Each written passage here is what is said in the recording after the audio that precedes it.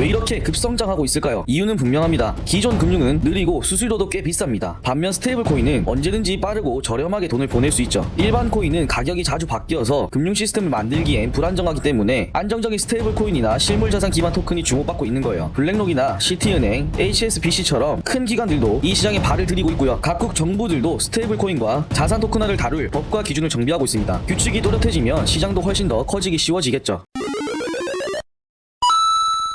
최근 세계 경제를 뒤흔들던 미국과 중국 간의 무역 갈등이 완화될 조짐을 보이고 있습니다. 트럼프 행정부 이후 양국은 관세를 크게 올리면서 갈등을 키워왔었죠. 미국은 중국산 수입품에 145%까지 관세를 매겼고 중국도 이에 맞서 미국산 제품에 125% 관세를 부과했습니다. 이런 충돌로 인해 세계 무역은 위축되고 금융시장은 불안정해졌죠. 하지만 5월에 제네바에서 양국 고위 관계자들이 다시 협상 테이블에 앉았고 일부 관세를 풀고 무역 적자를 줄이는데 합의했다는 소식이 나왔습니다. 미국 무역 대표부는 중국과의 무역 적자 축소에 합의했다고 발표했고 중국 측도 좋은 방향으로 나아가고 있다고 말했어요. 비록 완전한 합의까지는 시간이 더 필요하겠지만 큰 충돌은 피할 수 있을 것이라는 기대가 커졌습니다. 이런 분위기는 금융시장에 긍정적으로 작용했어요. 협상에 대한 진전이 있다는 소식이 전해지자마자 미국 증시 선물 지수는 크게 올랐습니다. S&P 500 선물은 1.3%, 나스닥 선물은 1.6% 상승했죠. 이런 반응만 보더라도 이제 시장을 짓누르던 불확실성이 조금씩 거치고 있다 생각됩니다. 물론 일부에서는 기대에 못 미친 합의가 나올 경우 실망 매물이 나올 수 있다며 조심해야 한다는 의견도 있기는 합니다. 흥미로운 건 미중 협상 진전 소식이 나온 직후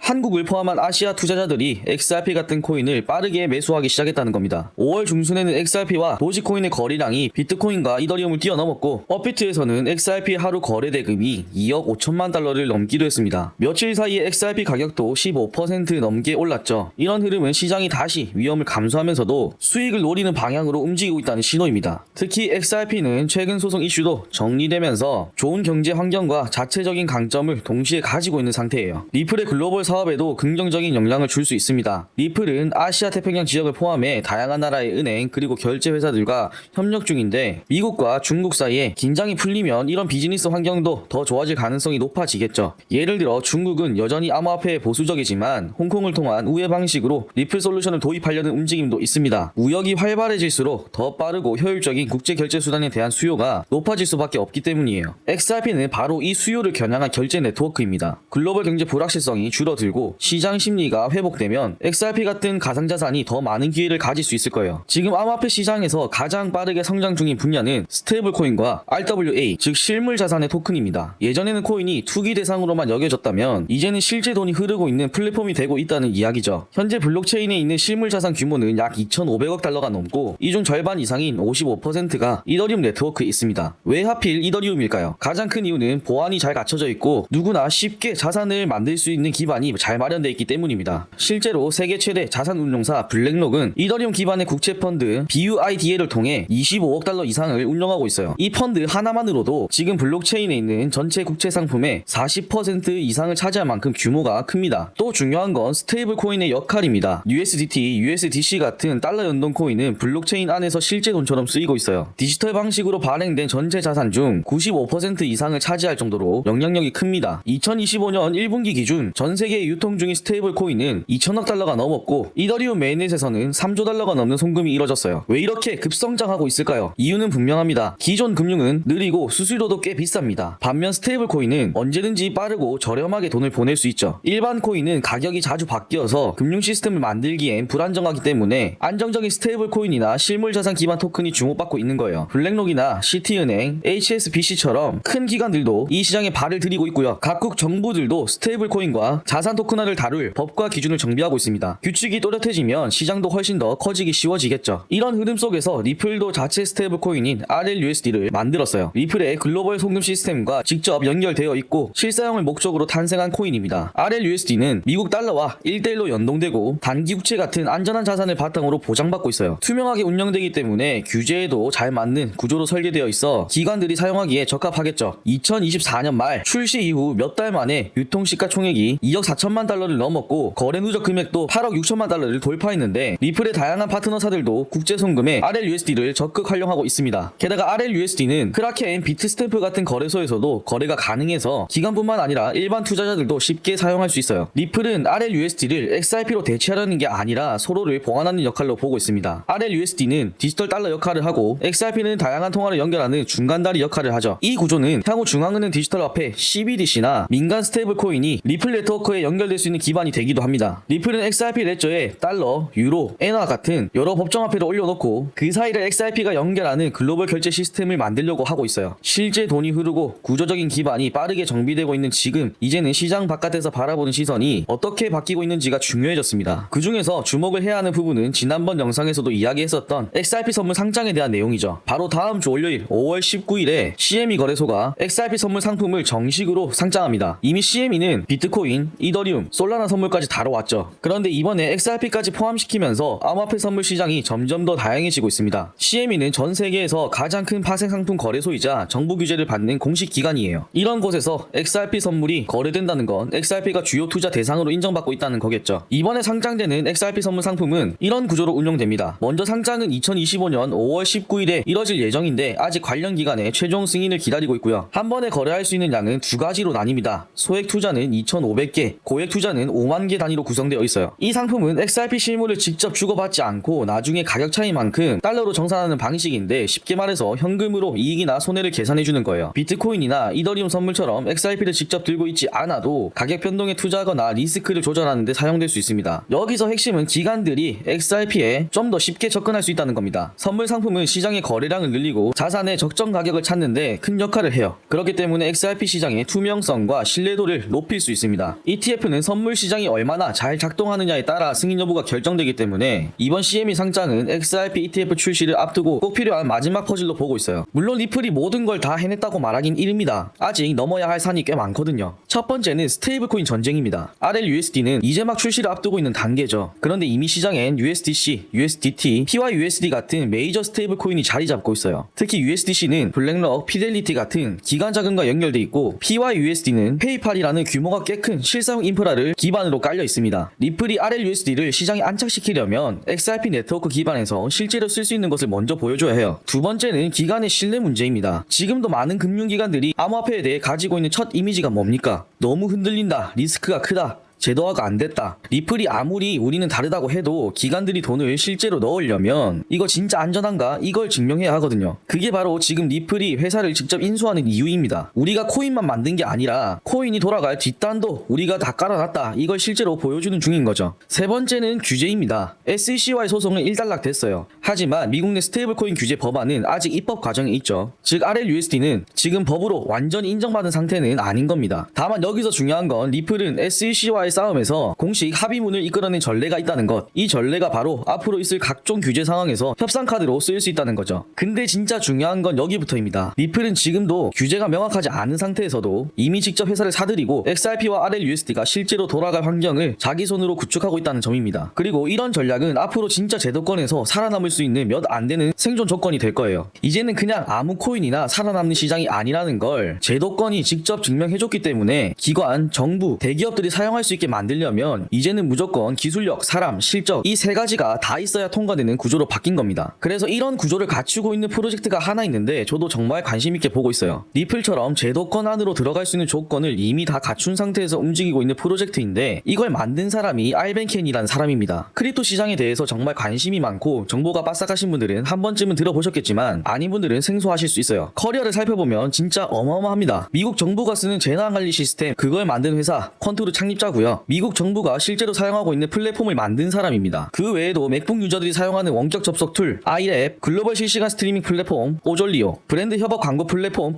플링미디어까지 수십억 단위 프로젝트를 직접 만들고 상용화까지 시킨 정말 대단한 사람이에요. 근데 그런 사람이 지금 본격적으로 블록체인 기반의 콘텐츠 생태계를 설계하고 있습니다. 리플이 금융을 바꿨다면 알벤케이는 크리에이터 경제, 특히 NFT 이후 무너졌던 시장을 다시 구조화하려는 흐름을 만들고 있는 거예요. 그리고 진짜 중요한 건 지금 이 프로젝트 프로젝트 지금 아주 조용히 움직이고 있습니다. 이미 내부 구조 설계는 다 끝났고 이제 본격적으로 움직이기만 하면 되는 상태인데 제가 여기서 이 프로젝트의 이름을 오픈할 수는 없습니다. 왜냐면 이 구조는 매집 방식으로 설계되어 있어서 사람이 많아지면 구조 자체가 깨져요. 그렇기 때문에 이건 영상에서 절대 공개하면 안 되는 구조인 거죠. 단 하나 확실하게 말씀드릴 수 있는 건 최소 40%에서 최대 2000% 이상 수익이 예상됩니다. 이 내용을 공유를 할까 말까 고민을 많이 했었는데 리플 하나만 바라보고 계신 분들도 많은 것 같고 비전이 있는 다른 프로젝트들도 공유를 해주면 좋을 것 같아서 어렵게 오픈을 하게 됐습니다. 저 또한 마찬가지로 참여 중이고 죄송하지만 오늘을 마지막으로 이 기회는 이제 더 이상 없습니다. 물론 나중에 또 좋은 프로젝트를 찾게 되면 공유를 해드리겠지만 영상에서 직접 다루지 못하는 점은 양해 부탁드리고요. 어떤 건지 알고 싶으신 분들은 여기 제 개인 번호로 참여라고 문자 한 통만 남겨주세요.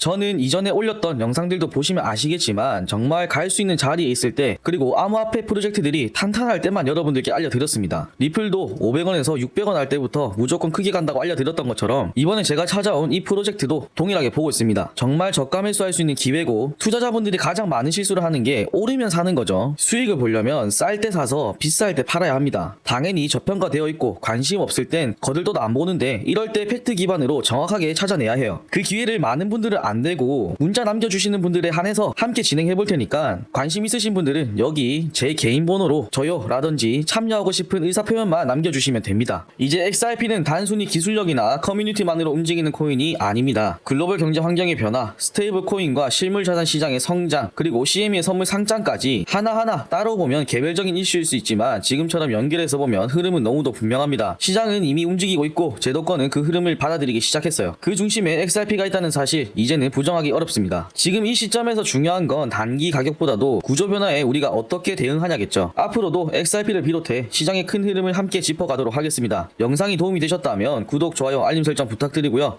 궁금한 점이나 나누고 싶은 생각은 아래 댓글로 자유롭게 남겨주세요. 그럼 다음 영상도 좋은 내용 준비해서 돌아오도록 하겠습니다.